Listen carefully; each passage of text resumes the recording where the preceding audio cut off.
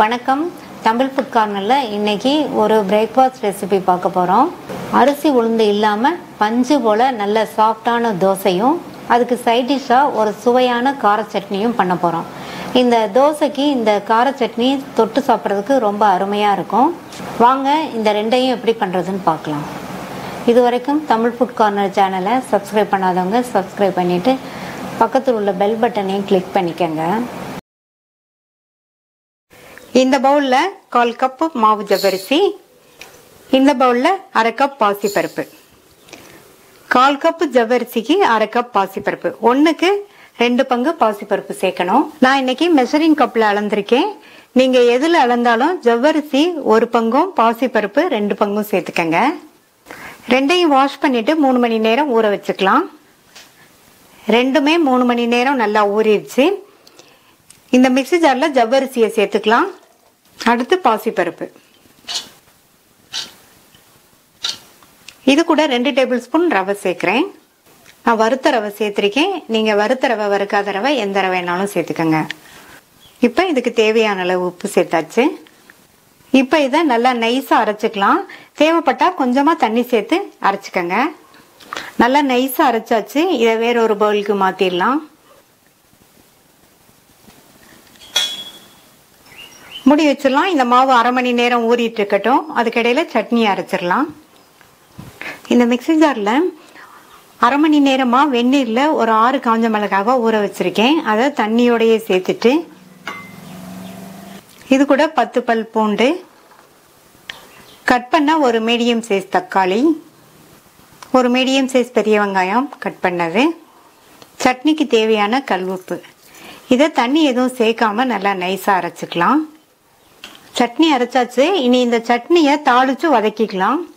இந்த பேன்ல 1 table spoon நல்லெண்ணெய் விட்டு சூடாயிடுச்சு. அதுல 1/2 டீஸ்பூன் கடுகு, கடுகு பொரிஞ்சதும் கொஞ்சமா கறிவேப்பிலை இலைகள், 2 பிஞ்ச் பெருங்காய பவுடர், ஸ்டவ்வோட தீயை குறைச்சிட்டு நம்ம அரைச்ச சட்னியை இதுல சேர்த்துக்கலாம். ஸ்டவ்வோட தீயை கூட்டி வச்சுக்கோங்க.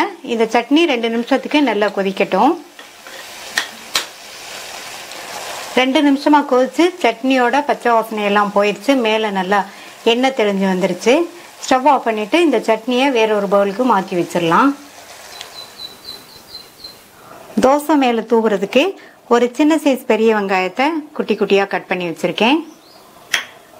அடுத்து ஒரு சின்ன தக்காளியையும் சின்ன சின்னதா கட் பண்ணி வச்சிருக்கேன். கொஞ்சமா கொத்தமல்லி இலை கட் பண்ணி வச்சிருக்கேன். 1/2 மணி நேரமா மாவு ஊறி இருக்கு. மாவு பார்த்தீங்கன்னா இந்த கன்சிஸ்டன்சில இருக்கு. இந்த கன்சிஸ்டன்சில இருந்தா கரெக்டா இருக்கும். நம்ம தோசையை ஊத்திடலாம். தோசைக்கல் போட்டு சூடாயிடுச்சு. சில ஒரு டிராப் எண்ணெயை விட்டுட்டு நல்லா இந்த மாதிரி ஸ்ப்ரெட் பண்ணி விட்டுட்டு ஊத்திடலாம். நம்ம ரெடி பண்ண மாவுல இருந்து 2 கரண்டி மாவு சேர்க்கிறேன். இது வந்து மெல்லிசா இருக்கக்கூடாது, கொஞ்சம் திக்கா ஊத்தப்ப மாதிரி இருந்தா நல்லா இருக்கும். இதுல நம்ம கட் பண்ணி வச்ச தக்காளி, தோசை ஊத்துன உடனே இதெல்லாம் சேர்த்துருங்க. அடுத்து வெங்காயம், கொஞ்சமா கொத்தமல்லி இலைகள். இப்ப சுத்தியும் மேலையும் கொஞ்சமா எண்ணெய் சேர்த்துக்கங்க. எண்ணெய் சேர்த்துட்டு லைட்டா இந்த மாதிரி பிரஸ் பண்ணி விட்டுட்டு மூடி போட்டு ஸ்டவ்வை மீடியம் ஃப்ளேம்ல வச்சிருங்க. ஒரு சைடு வெந்ததுக்கு அப்புறமா திருப்பி போட்டுக்கலாம். இப்ப 2 நிமிஷம் ஆச்சு. திருப்பி போட்டுடலாம்.